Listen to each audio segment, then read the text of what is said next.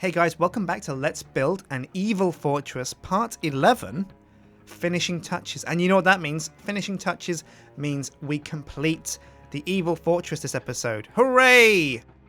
And it's been a long time getting here. We spent ages building this thing from the ground up. We terraformed a hole in the ground, filled it with lava, built an obsidian platform, and from there we crafted the base and foundations of our evil fortress. And ever since that fateful day, we've been building our way up and decorating this thing until finally today we complete it. Now we're going to dash around the sides of the fortress, and the big thing for me is touching on the sides of the towers.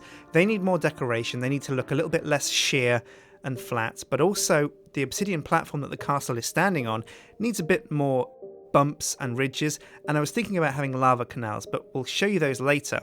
Because right now it's time to add rings around this, the largest tower, beneath the moon catcher.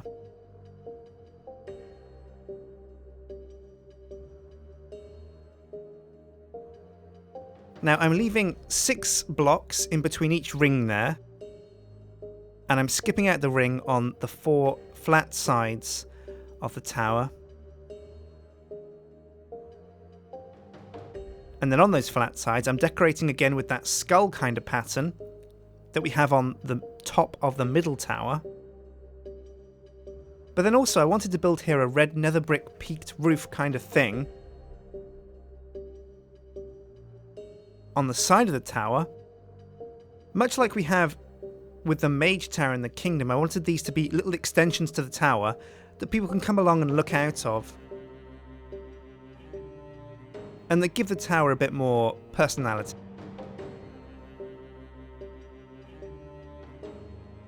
And since I had it perfectly the first time, I copy and pasted it and filled in the gaps in between with that kind of skull logo that's become pretty much the identifying feature of this fortress, and added the final wooden fences to complete the helmet. And then once that side was done, I came around the other side and pretty much repeated exactly the same, but I made sure to put the little external kind of turret reachings on different levels to make sure the tower didn't look too kind of symmetrical and organised.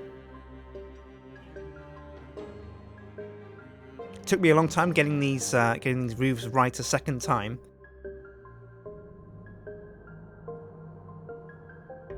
And whenever you do repeat something that you've done before like that, it can be a real pain trying to get everything as it was exactly. And if you don't, if the symmetry's off somehow, then you can be left with an awful mess to clear up. But once those 2 extra turrets were in place,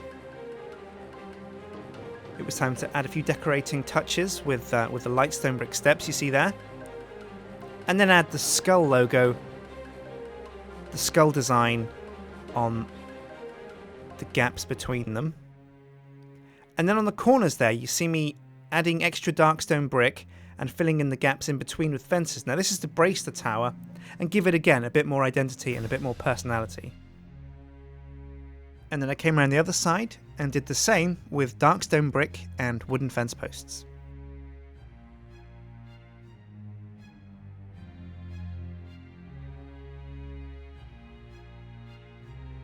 And then filled in the inside layer of the tower and added the skull design to those other sides as well. Now again here I was leaving 6 blocks in between the rings that I'd add to this tower as well, the top part of the main tower. But I wanted to do something different with this side of the tower. I didn't want just to be skulls everywhere. I wanted for this side for there to be a kind of snaky design, snaking up the tower and curving its way around. So I put in scaffolding of plain lightstone brick blocks and then replaced it with upside down lightstone brick stairs and normal way up stone brick stairs. And then I tunneled in behind the snake's head to put lava in to give it a kind of a nefarious evil lava eye.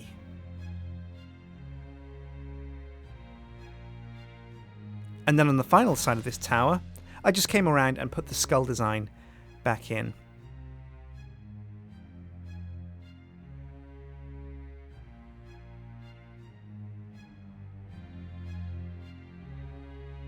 And there you go, that's the top of the main tower with the skull designs on 3 sides and the snake design on the final one.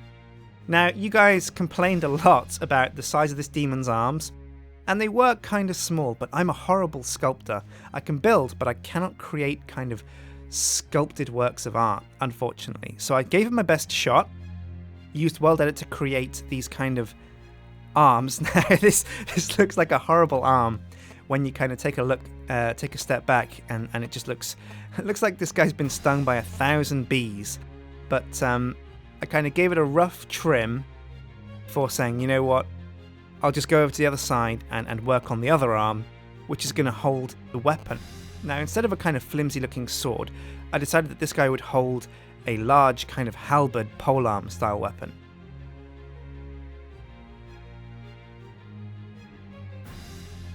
And here you see his hand reaching up to grip what will be the hilt, which I'm building up here with the logs.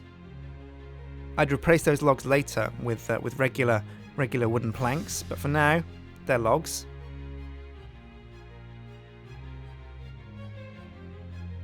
And then began to build, out of iron blocks, the blade of the halberd.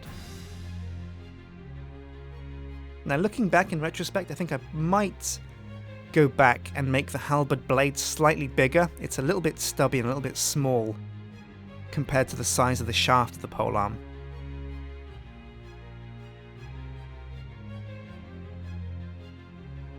But it's a more befitting weapon for a giant demon. So his hand kind of reaches around and grips onto that shaft. And there you go. I came back to this side, again, this arm. It did look a bit bad. And at first I wanted the hand to reach into the water as if he was trying to pull himself up out of the water. But then I couldn't get the bend on the elbow right for that either. So I just dragged the arm back across the cliff and had him kind of reach his hand into the cliff as if to pull himself out. Then I came back to the elemental tower, the elemental spire, and again added these rings around the tower with 6 blocks in between them.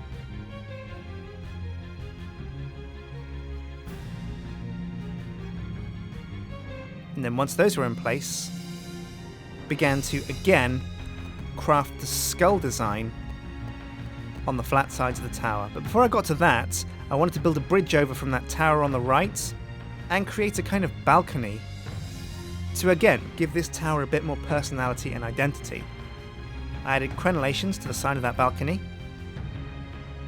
wooden fences to make sure nobody fell off, and then once those fence posts were in place, it was time to get on with those skull designs.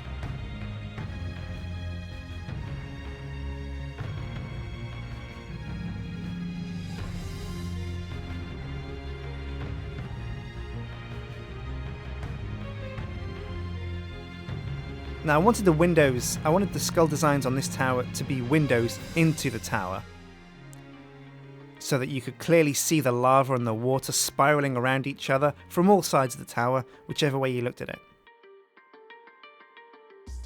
So I kept the skull design all over the tower, and as you can see, when you move around the tower, you can clearly see that elemental spire coming all the way from the base of the tower right to the tip. Now it was time to go back to the guard towers on the edge of the evil fortress. And again, just add these 6-block wide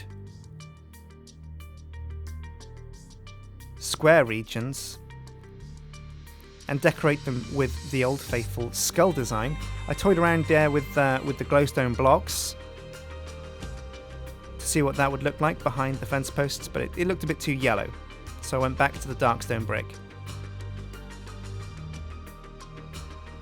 And then repeated those designs on all the sides of the towers.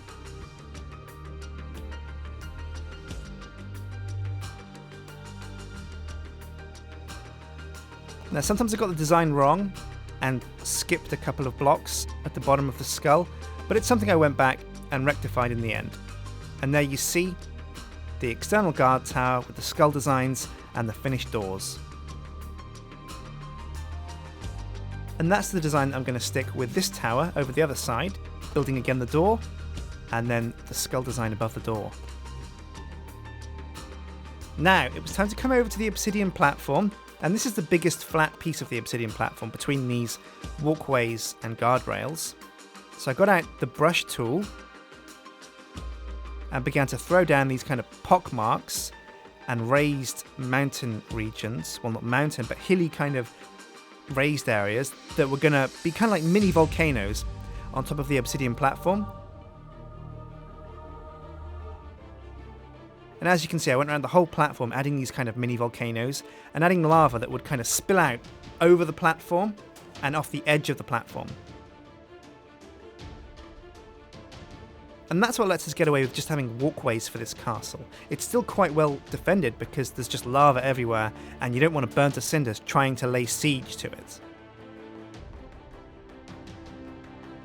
And then, with this tower and the other twin tower, the last to do, I came around, decorated the doors, and then began to add that design again to the flat sides of the tower. This tower has become almost square, actually, which is quite odd considering we started with a circle base. But there you go, that's just how these things work out sometimes.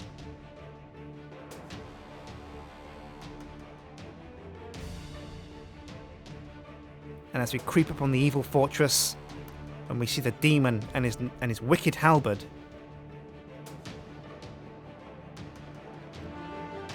I show you a completed evil fortress.